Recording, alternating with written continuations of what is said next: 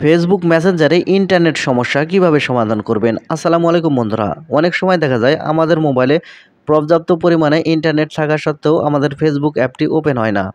অর্থাৎ ফেসবুকটি চলে না। দেখায় কানেক্টিং দেখায়, ফেসবুক ওপেনই হচ্ছে না, এগুলোর সমস্যা দেখায়।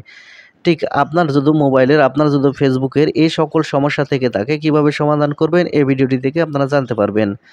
কারণ এই ভিডিওটিতে আমি আপনাদের দেখাতে চলেছি ফেসবুকে ইন্টারনেট সমস্যার কারণে যদি আপনার ফেসবুক না ওপেন হয়, তাই সেই সমস্যাটি কিভাবে সমাধান করবেন।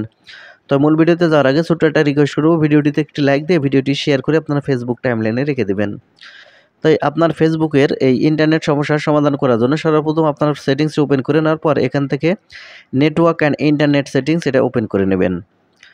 নেটওয়ার্ক অ্যান্ড ইন্টারনেট সেটিংসে ওপেন করে নিলে এখানে আপনারা পেয়ে যাবেন সিম কার্ড অ্যান্ড মোবাইল নেটওয়ার্ক। এখন এখান থেকে সিম কার্ড অ্যান্ড মোবাইল নেটওয়ার্ক এই অপশনের উপর ট্যাপ করলে এখানে দুটি সিম শো করবে আপনার মোবাইলে দুটি সিম থাকলে। এখন এখান থেকে যে সিমে আপনার এমবি আছে সেই সিমটি এখান থেকে সিলেক্ট করবেন। সেই সিমটি সিলেক্ট করা হয়ে গেলে একটু নিচের দিকে এখানে আসলে আপনারা পেয়ে যাবেন ডাটা ইউজেস। আপনারা এখান থেকে ডাটা ইউজেস এই অপশনের উপর ট্যাপ করবেন। ট্যাপ করলে এখানে আপনারা উপরে গিয়ার আইকন অর্থাৎ এখানে আপনারা সেটিংস অপশন পেয়ে যাবেন। মার্ক করে দেখিয়ে দিচ্ছি। এখান থেকেই আপনারা এই সেটিংস অপশনের উপর ট্যাপ করবেন। সেটিংস অপশনের উপর ট্যাপ করলে এখানে আপনারা দেখতে পাবেন ডাটা ওয়্যারিং।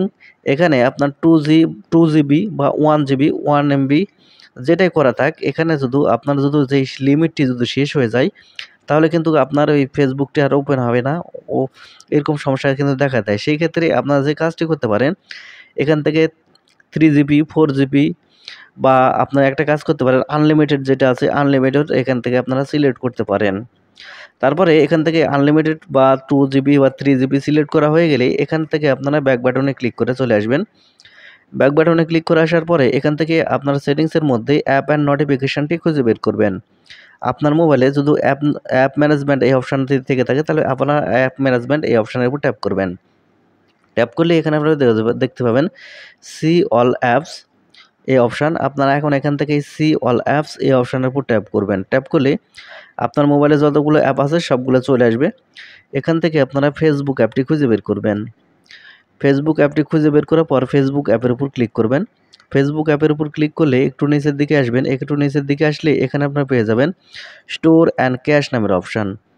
আপনারা এখন এখান থেকে স্টোর অ্যান্ড ক্যাশ এই অপশানের উপর ট্যাপ করবেন। স্টোর অ্যান্ড ক্যাশ এই অপশানের উপর ট্যাপ করলে এখানে একটা নিচের দিকে আসলে দেখতে পাবেন ক্যাশ ডেটা।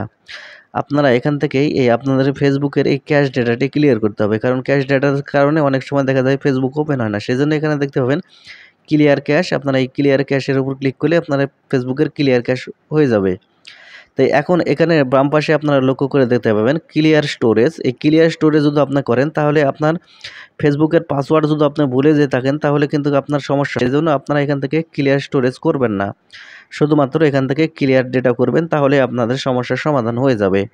তো বন্ধুরা এই ছিল আজকের ভিডিওটি। ভিডিওটি থেকে কিছু শিখে থাকলে চ্যানেলটিকে সাবস্ক্রাইব করুন।